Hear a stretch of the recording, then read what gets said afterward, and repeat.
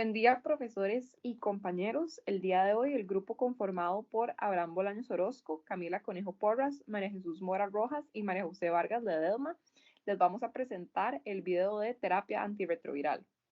Bueno, para comenzar, le vamos a hablar un poco de lo que es el virus de la inmunodeficiencia humana, conocido como el VIH. Este virus es el que causa el síndrome de inmunodeficiencia adquirida, conocido como SIDA, que se transmite cuando una persona se infecta con el VIH. Este virus ataca y debilita el sistema inmunitario, específicamente los CD4. Como contexto histórico, tenemos que la infección por el VIH en los seres humanos provino de un tipo de chimpancé de África Central. Y los estudios muestran que pudo haber pasado de los chimpancés a los seres humanos a finales de los años 1800. La versión del virus que presentaban los chimpancés se llama virus de inmunodeficiencia símica. Y este probablemente pasó de los chimpancés a los seres humanos que cazaban estos animales para comer su carne y entraron en contacto con la sangre infectada. Este se propagó lentamente por toda África a lo largo de varias décadas y luego a otras partes del mundo.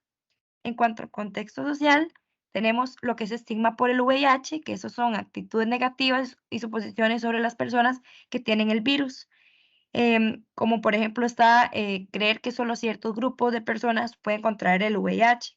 También está lo que es la discriminación, que un ejemplo sería que un proveedor de atención médica se niega a brindarle atención médica a este tipo a personas que tienen este virus o rechazar contacto casual con este tipo de personas, lo que puede llevar a evitar la realización de pruebas de detección en la búsqueda de tratamientos para el VIH.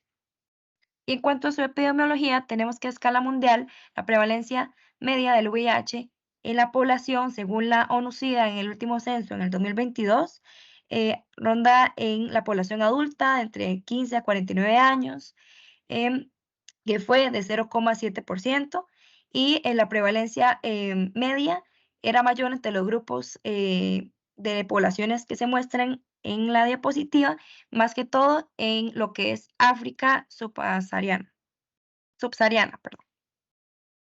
Para hacer un análisis completo de la terapia antirretroviral es de suma importancia mencionar el contexto histórico. El avance médico más importante del manejo del VIH fue empezar a tratar a los pacientes con drogas antivirales y luego con drogas antirretrovirales. Estas con el objetivo de suprimir la replicación del virus hasta niveles o cantidades muy difíciles de detectar. Al día de hoy, gracias a estos esfuerzos, la FDA o Food and Drug Administration de los Estados Unidos ha logrado aprobar un total de 24 drogas o medicamentos para tratar las infecciones causadas por el VIH. Los primeros antirretrovirales fueron registrados a partir del 20 de marzo de 1987 y el primero en específico fue uno conocido como AZT. En la figura 1 podemos ver una técnica de laboratorio en 1988 trabajando con VIH. Ahora en la siguiente diapositiva, con respecto al impacto y evolución, podemos ver en la figura 2 una línea del tiempo de drogas antirretrovirales y antivirales aprobadas por la FDA. Podemos ver que a partir de 1987 más o menos empezó la monoterapia, que era la terapia a personas infectadas con solamente un antirretroviral. Y antes de eso, antes de empezar con la monoterapia, se le daba a las personas con VIH profilaxis y se trataba la sintomatología general, pero no había un medicamento exacto para el virus en específico. Sin embargo, después de 1987 y después de la monoterapia, se empezó ya con el desarrollo de nuevos medicamentos antirretrovirales que atacaban, el ciclo de replicación del virus. Después, a partir de los 90, empiezan con la terapia dual, que era la combinación de dos antirretrovirales, y a partir de 1995 se empiezan a probar antirretrovirales de suma importancia, como los inhibidores de las proteasas, los inhibidores análogos de nucleósidos y los inhibidores de adhesión.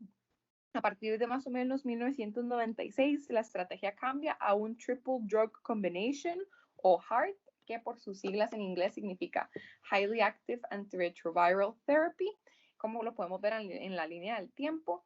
Y esta estrategia lo que utiliza es la combinación de tres antirretrovirales que se ha comprobado que reduce significativamente la morbilidad y mortalidad del virus. Es importante tomar en cuenta que a pesar de que los HART sí aumentan la calidad de vida y hacen que las personas con VIH puedan continuar una vida normal por muchos años más, no cura la enfermedad y solamente lo hace un padecimiento crónico, pero bajo control. Y también es importante tomar en cuenta que los antirretrovirales pueden tener resistencia también. En la siguiente diapositiva podemos ver que con respecto a los datos epidemiológicos importantes, se han evitado 323.651 muertes, 500.129 casos de SIDA y 161.417 casos de VIH con el uso de la terapia antirretroviral.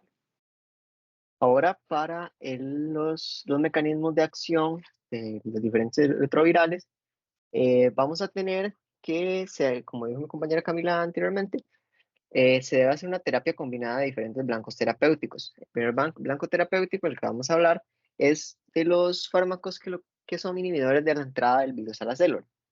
En este apartado tenemos dos moléculas clave, que es la CCR5 y la GP41. Entonces, ¿cómo funciona esto? Bueno, esto funciona primero mediante la interacción del virus y la célula. Esa interacción se da mediante las proteínas virales GP120 y el receptor CD40 de los linfocitos T. Esto produce un cambio conformacional que hace una liberación de citoquinas, de quimiosinas, que interactúan con el receptor de quimiosinas propio en la célula T, que es el CCR5. Aquí es donde está el primer blanco terapéutico. ¿Cómo lo hacemos? Lo hacemos mediante una inhibición alostérica en el receptor CCR5, que lo que hace es que ya las citoquinas no puedan interactuar con él. Por lo tanto, hasta aquí va a quedar el proceso de fusión. Que se me olvidó mencionarlo, el virus ingresa a la célula mediante el proceso de fusión de membranas. La siguiente parte clave de los inhibidores de entrada es en base a la proteína GP41. Esta proteína entra en acción cuando los pasos 1 y 2, que el primero sería la interacción de la proteína GP120 con el receptor CD40 y la interacción de las citoquinas con el receptor de citoquinas CCR5, cuando estos dos ocurren, se produce un cambio conformacional en la proteína GP41. Esto produce que las regiones HR1 y HR2 de la proteína se entrelacen y una vez que se completa este paso, se da la fusión de la membrana. Entonces, ¿qué se hace aquí? Aquí se utiliza un fármaco que mediante una inhibición competitiva se une a la hebra HR1. Entonces, gracias a esto, ya la HR2 no se puede unir, por lo tanto, no se entrelaza y como no se entrelaza, no se da el proceso de fusión de membranas. El siguiente, el blanco terapéutico es la retrotranscripción. La retrotranscripción es el proceso de pasar del ARN al ADN viral. Esto se hace mediante la enzima retrotranscriptasa. Aquí tenemos dos tipos de inhibidores. Tenemos los inhibidores análogos de nucleótidos o nucleósidos y los no análogos de nucleótidos o nucleósidos. Hacen lo mismo, pero funcionan de manera distinta. Entonces, ¿cómo funcionan los análogos de nucleótidos o nucleósidos? Estos básicamente son nucleótidos que carecen del grupo 3' hidroxilo. Entonces, esto produce que la falta de este grupo a la enzima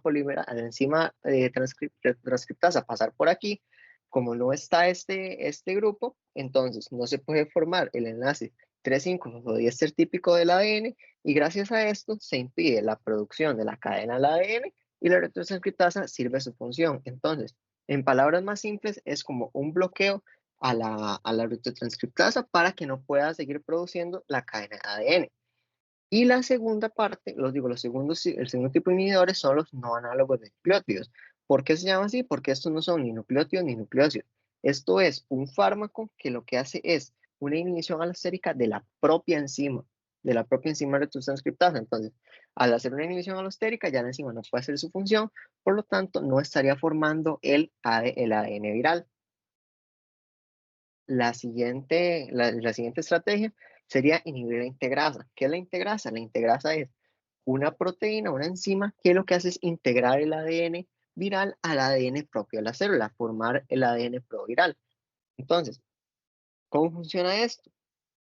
Esto lo que se hace es que, como esto es un proceso muy sencillo, se inhibe esta enzima, por lo tanto, como se inhibe esta enzima, el ADN viral ya no se logra integrar a la célula y como no se logra integrar a la célula, al ADN propio de la célula no se va a poder replicar.